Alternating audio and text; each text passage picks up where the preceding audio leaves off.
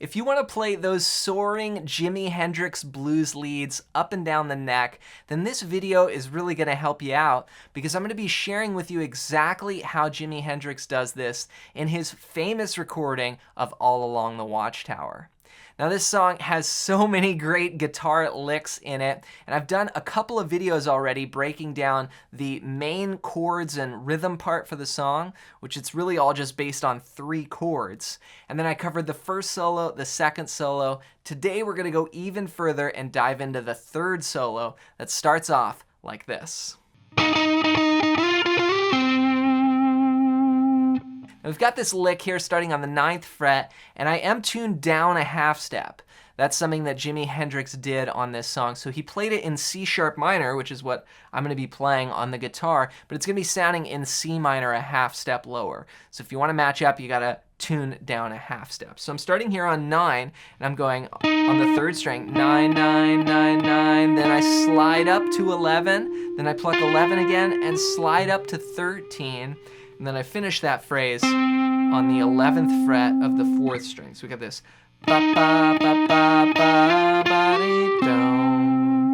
And this is again coming out of this C sharp minor position here. And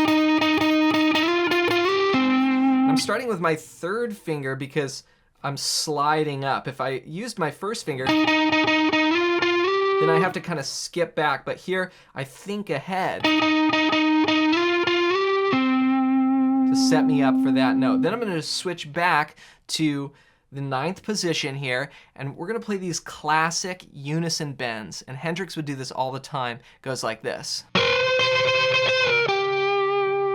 And what it is the 12th fret on the 2nd string, bending up a whole step, and then the 9th fret also on the 1st string. Now this note here is bending up. We've got a B going up to a C sharp, and then this is C sharp here on the 1st string. So you bend them up to where they're in unison. That's why it's called a unison bend. You bend up to the same note. Then what you do is you play like the 1st string, and then you play it again. But what I actually do is kind of think of it like a strumming motion, like. And that's how I get that kind of loose motion with the strum hand there, is just back and forth. But it's essentially just bend, 9, bend, 9, bend, and then you bend again, and you come down, and you play the 9th fret on the 2nd string. Okay, so. Now, these licks, as I mentioned, are coming out of the C sharp minor blues scale. See this here? That's coming right out of the scale pattern there. And if you haven't worked out your blues scale anywhere on the neck, I want to give you a gift that's really going to help you out with this.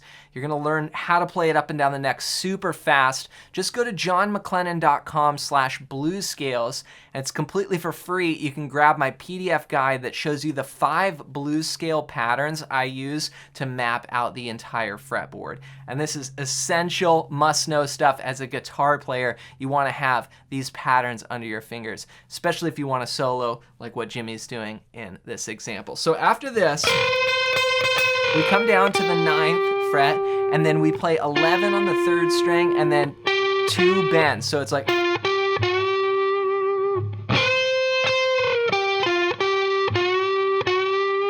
See that? And then you bend it up again, release down to 9 with a pull off, and then play 11 on the 4th string. Now this is an important point here. Typical pentatonic fingering when you learn your scales is going to tell you to do this and use your 3rd finger, but Jimmy would use his middle finger, so he's getting kind of a stretch there. You can see this on old recordings of him playing.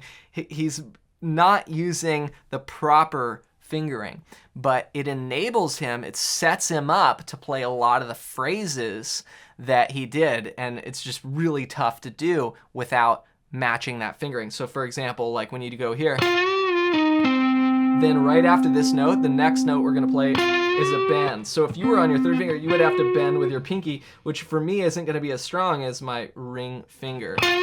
So I like to bend with the strongest finger whenever I can possible. So coming off,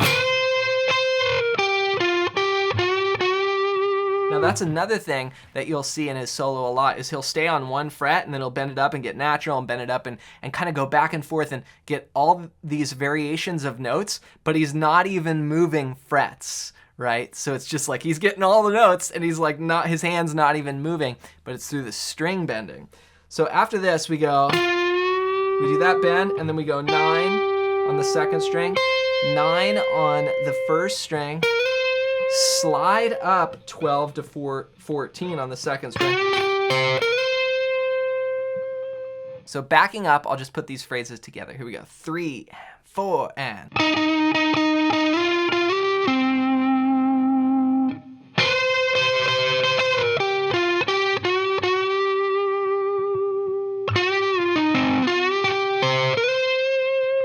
Okay, then we play 12 on the first string, 14, and we bend.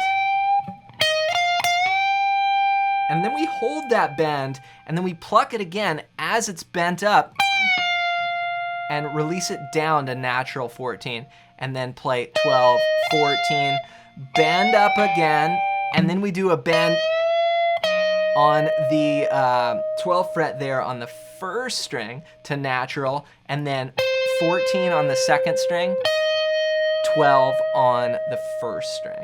So backing up.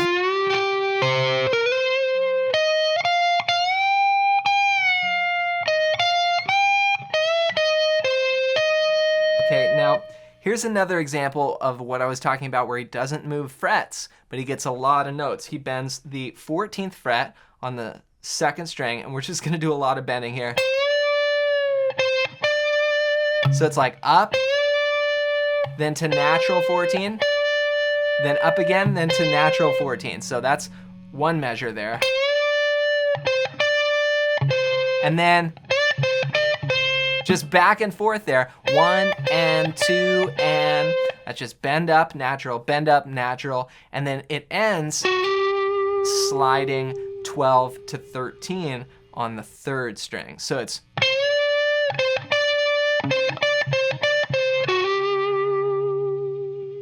so if I just back up a little bit and put these together, we got the launching point lick here, and then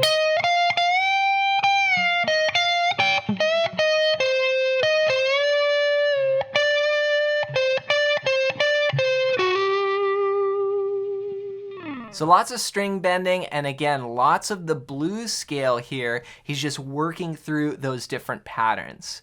So let's put it all together. We're gonna play this entire solo, and I recorded just a quick rhythm into my looper pedal, just playing those 3 chords, C sharp minor, B, and A, that this entire solo is going over. So get set, and I'll count us in. 1, 2, 3, 4.